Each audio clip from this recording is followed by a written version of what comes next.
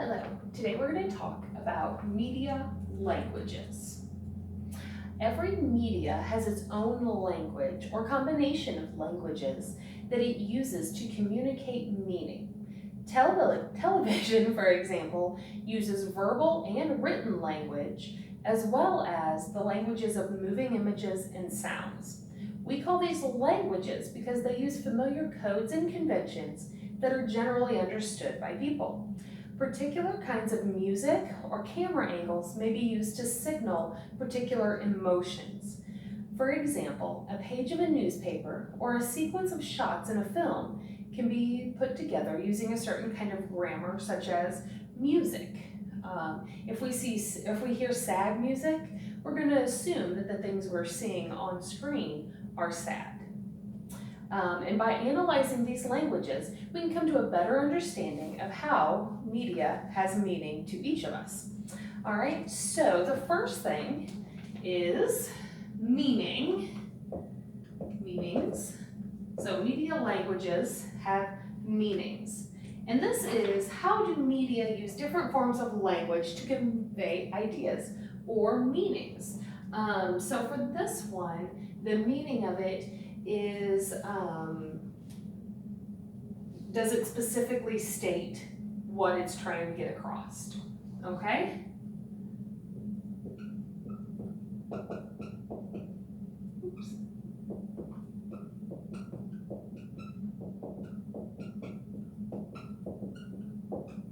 So sometimes when there is television or a radio show and they'll say things like, we're going to show you the sad story of how this, crime happened, okay? So sometimes they specifically state their intention. And then conventions is the next. Now this is not the meetings where people get together and learn stuff, not that kind of a convention. This is how do the uses of languages become familiar and generally accepted. So this is how languages become, I'm having trouble spelling today, become familiar, okay, and generally accepted. So something that could communicate this, a convention could be music.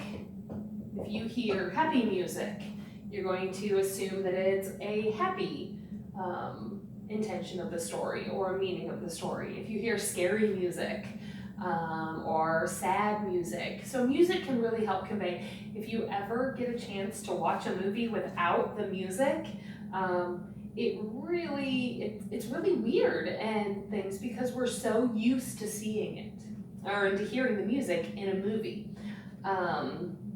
So when it becomes generally accepted, let's see, emojis. So these are the smiley faces, the thumbs up.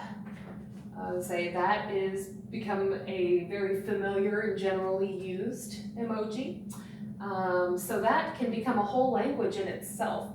My children send texts to their friends and it's all in pictures, all with these emojis, but they know what they're saying to each other. So the next thing after conventions are codes. So what are the grammatical rules of media and what happens when they're broken? So this is actually shown very well in the movie It by Stephen King. There's a book and then several movies.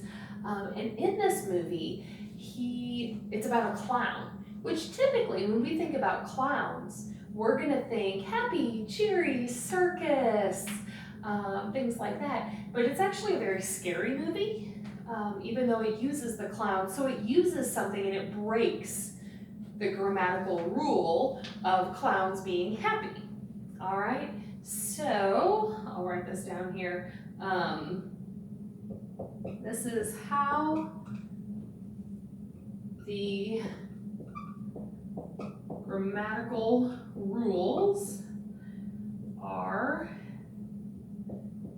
established and how they are broken. Okay? So when we're watching a movie and we think we know what's going to happen, that's a code.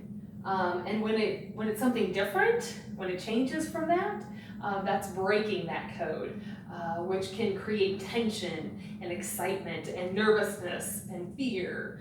So that's a code. The next thing is genres. Okay? Now this is how conventions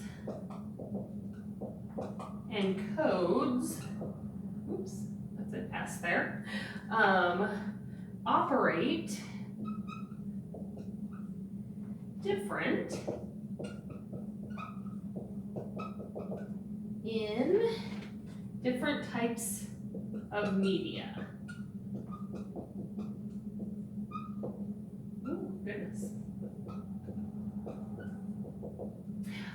And by this, if you try to tell a story in a comedy genre, it's going to look very different than if you try to tell the same story in a, I don't know, I'm trying to think, drama genre, okay? So this is how they're different. Depending on what genre it is going to tell us how the story is going to go. If you are looking at something that's in a horror or a scary genre, then you know that it's going to have a lot of surprises and tension, and maybe like some gross scenes, like bloody scenes, things like that. But if you're looking at something in a comedy, then you're not going to expect to see that same kind of thing. When you see surprises in a comedy, you're going to expect to see things that are funny, ways that people are interacting together that might be uncomfortable but still lighthearted. Okay, so those are different genres. And then the last one is choices. Okay, and this is what are the effects of choosing certain forms of language. So, or how the effects, I'm sorry, I'll rephrase that. How different forms of language, the choice of different forms of language affects the meaning. Different choices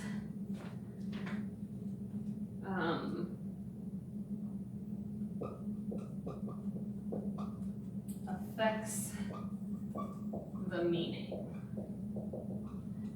So there's a movie that when you go back, like you don't really notice it the first time you see it, but when you go back and watch it, every time that there is something red in the scene, then it indicates something special in the movie. And so that's a choice that the director made to affect the meaning. So when you're watching it, you may not necessarily pick it up the first time, but if you go back and see it, you can understand what the director was meaning in those scenes.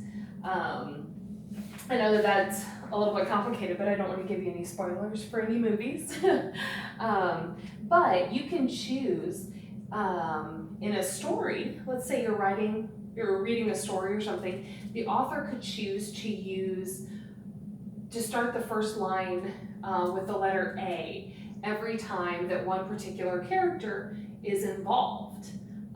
And then when you go back and read it, you can see, even if that character doesn't comment, that they're still involved, that the author intended them to be involved in the scene. So these are really kind of difficult concepts to understand, but I want you guys to just try to figure out as best you can, like the meaning, what they mean by either specifically saying their intentions or what the point is that they're trying to get across using the different languages. All right, so meaning, conventions, codes, genres, and choices are all having to do with media languages. So I'll put that link to this on there so you can see a couple of examples. It has some examples about advertising and TV news and editing, okay? And if you have any questions, please feel free to make comments, or you're welcome to send me a message on here, or you can add me on Facebook and message me on Facebook as well. And I'll do my best to answer those questions.